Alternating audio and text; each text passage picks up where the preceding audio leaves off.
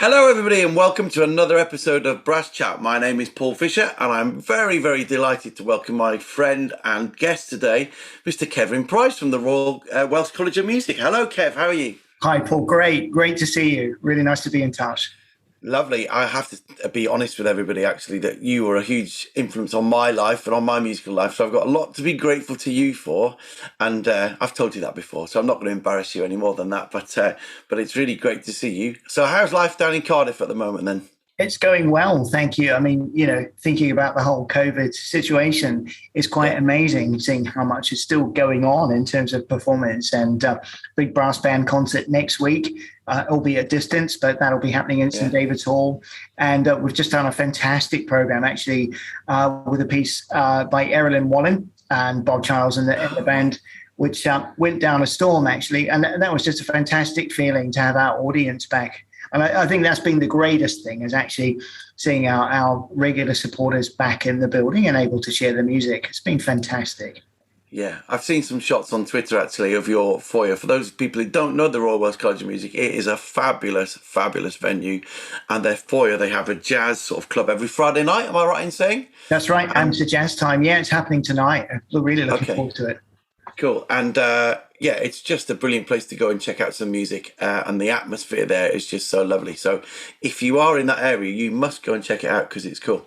So I need to tell everybody, obviously, I've just said that you were my teacher and a huge influence on me, Kevin. And of course, I'm aware that our brass band audience might not necessarily know a huge amount about you. But of course, right back from when you were growing up, the brass band world and brass band players were an influence on you for when you were a young man. So maybe tell us a little bit about that. Oh, I'd love to. I mean, I was born in New Zealand in 1967. So I remember when I was about 5 or 6, I think, being in the park on a Sunday, and it was a Salvation Army band that went by. And in those days, all the army bands out there went by on the march, And I saw the trombones and said to my dad, I want that thing there. That's what I want to do. And it was like instant falling in love with this instrument.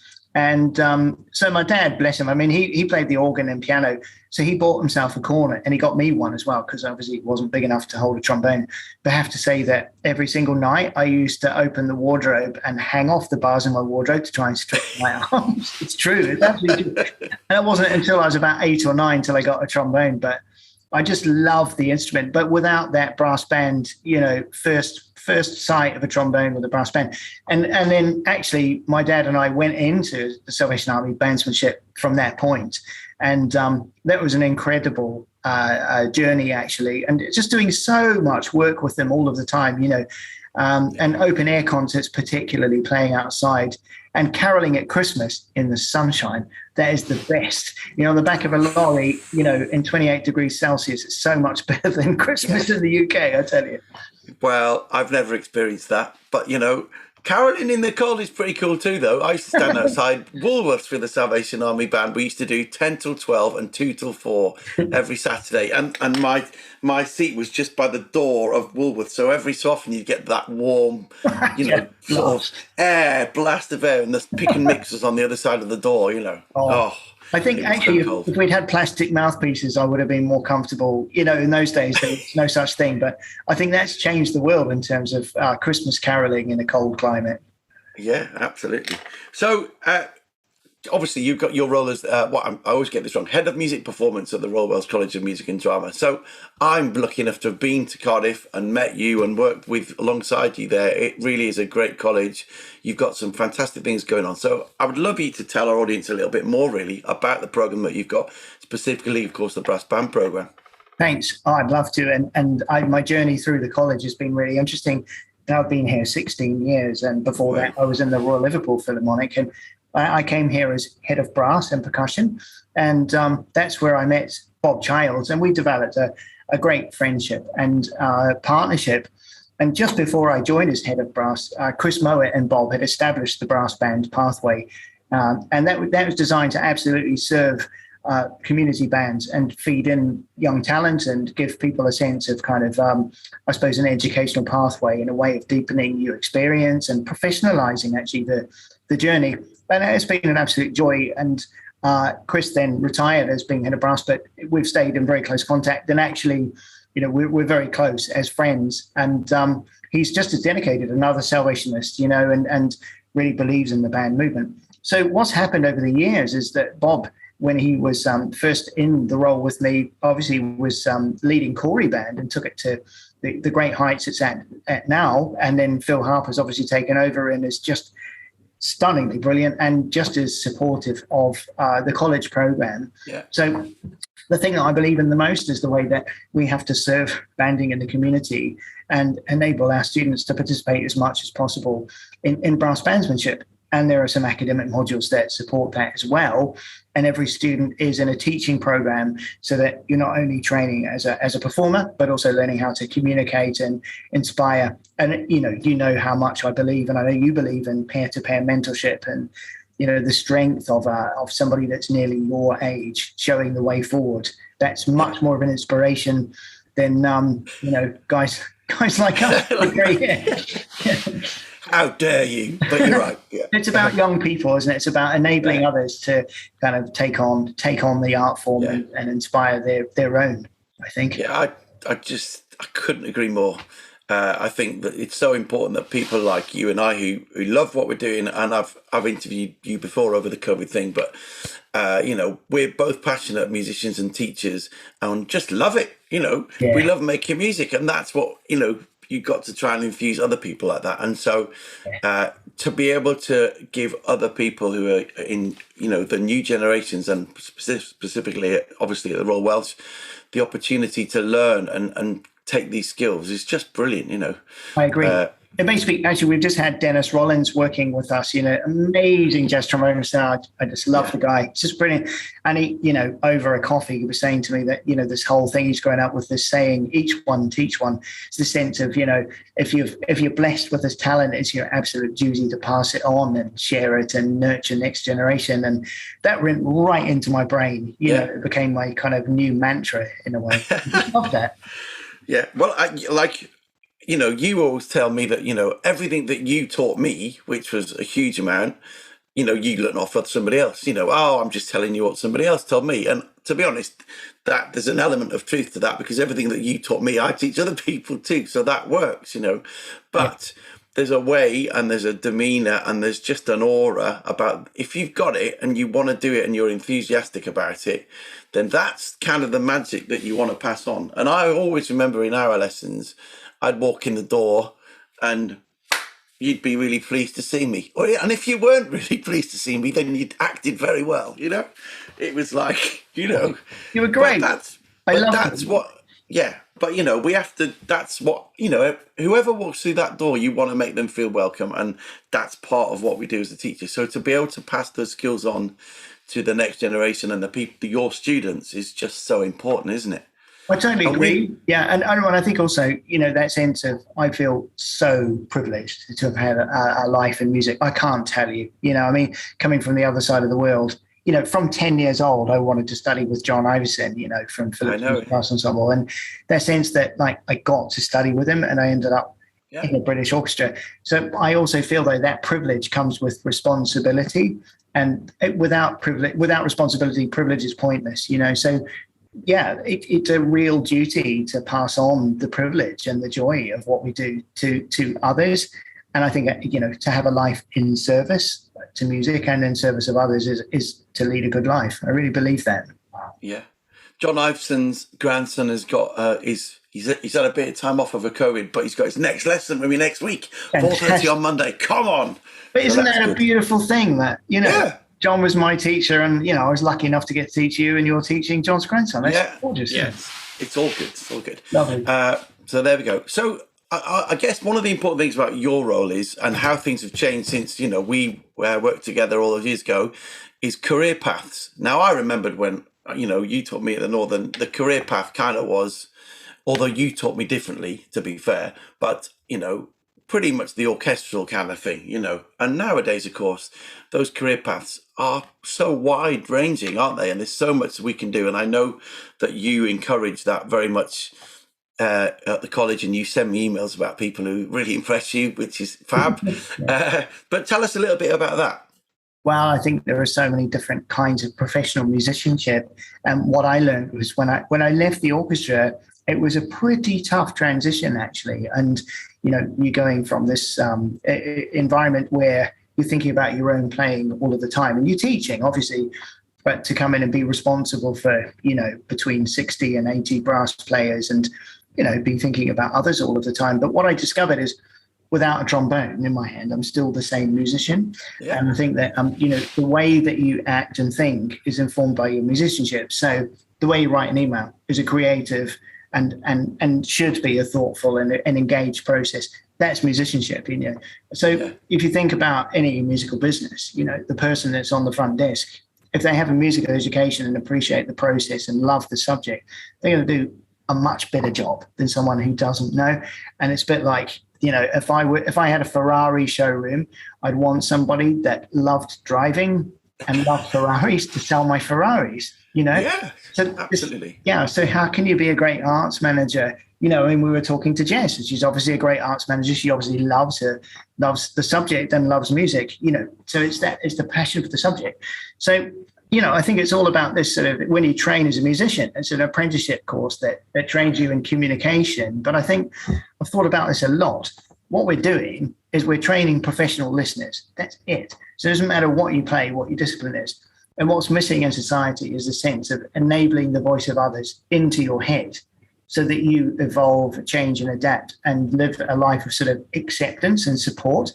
And I think musical training is one of the few things that you can go through that enables you and teaches you to become a professional listener. And, my dad went from running an insurance company to running a restaurant, but he said it was his musicianship that enabled him to do that because he knew how to listen to others.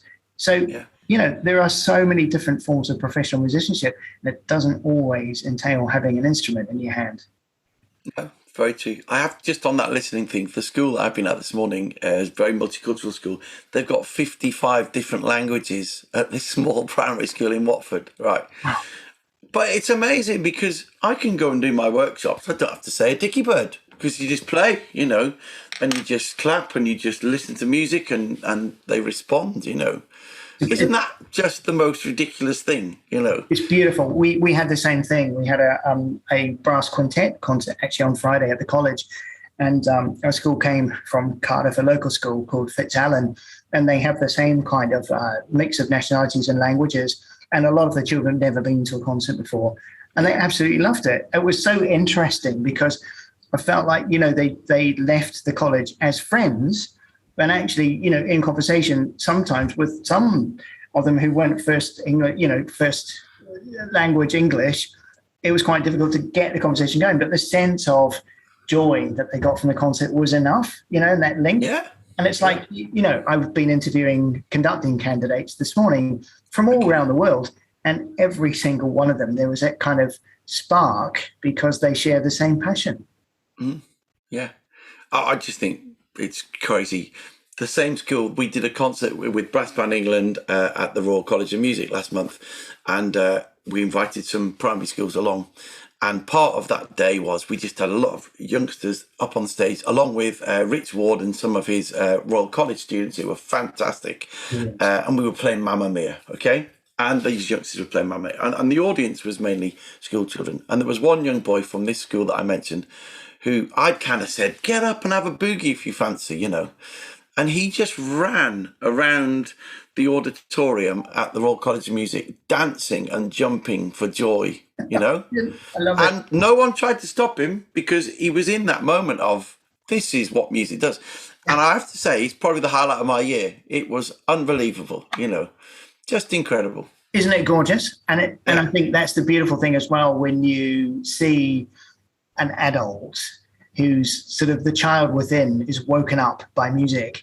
And I have to say, we were talking about Bob Charles before. That's what I love about Bob. When he's right in the middle of making music or listening to music, you can see Bob, the 10-year-old, he's an absolutely inspiring chap. And, and I think that's just wonderful. And I think that's why I feel so fortunate to be in music, because it helps you maintain a sense of joy, Yeah. Yeah, absolutely. So obviously you've talked about Corey, and we know that they're your brass band in resident, aren't they? So what does that entail? Are they in once every term, or do they do a joint concert? What exactly is that? relationship? We try to get them in once a term would be great. It generally works out as 2 visits from the band each year, but also a sense of partnership, and that there's a composition competition that they run in collaboration with us. And students are able to participate in side-by-side experience with Corey. And also there are, forgive me, I should know, but I don't know the number of students who are actually Corey members at the moment. But having said that, a lot of our students are members of competition bands all around Wales. And the statistics are quite incredible, actually. And a lot of those students are now becoming, musical directors. And you can see that next generation coming on. And I think that, we hear a lot about the sustainer model. And I think it's very important to remember that brass bands are the original sustainer in our discipline. And, Merthyr Tydfil, one of the first bands in the world, was Cyfarthfa Castle was established. And, the roots of brass banding really lie deeply embedded in Welsh culture. It's very important to Wales. I mean, so I know the military thing, you've had a lot of students that have come through the Royal Welsh that are now working full-time in some of the military ensembles around London and around the UK. Could you give us a little bit more info about that, perhaps, and that career path? Yeah, well, it's a career path that sometimes when I wake up at 3 o'clock in the morning, I feel regretful that I didn't take it myself. It's astonishing the amount of support and career development that is available to somebody going into military musicianship, and the ability to kind of see the world, but play really amazingly diverse repertoire, and to train in other areas, but also to go through a promotion model where you become a director of music, having gone in as a musician or a bandsman or a bands person. So, I think that's one of the things that struck me about playing in an orchestra. I don't get me wrong, I love playing in an orchestra, but it's hard to get promoted because There's only 3. Well, yeah, and if you're first trombone, you can't really get promoted to kind of, the trumpet. So, I don't. It's very interesting that sense of progression, but also in Wales, and particularly at the college, thanks to some really generous support from one of our sponsors, who's become a very close friend, actually. There's now a cadets scheme, so anyone participating in military cadets around Wales can apply for a bursary to come to our junior conservatoire to be trained more deeply in their instrumental or vocal specialism. And then, of course, if you go into that cadet scheme, you can have a couple of years in the junior conservatoire without having to pay.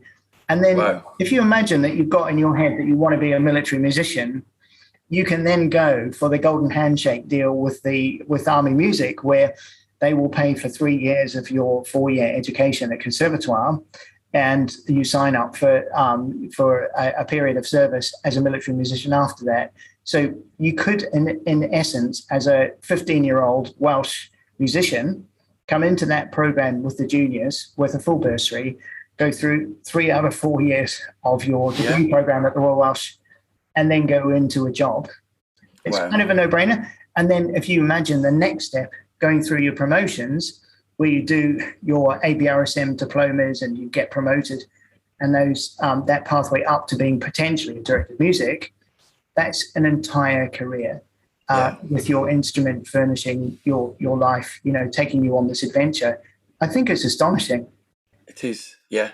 There's a young man who lives in South Wales, who I'm not going to mention any names, but I think he's going to be taking that exact career path. I was speaking to him just a couple of weeks ago about it. So, yeah, it sounds really exciting. I really believe in it. It's a fantastic pathway. My cousin, who's the same age as me, so he's 35 now, I guess. No, bit older than that. But he's band sergeant in the Coldstream Guards, and he's like, so we're knocking on that magic number, starts with a 5. I mean, he's ready to sort of retire, really. He's done, It's unbelievable.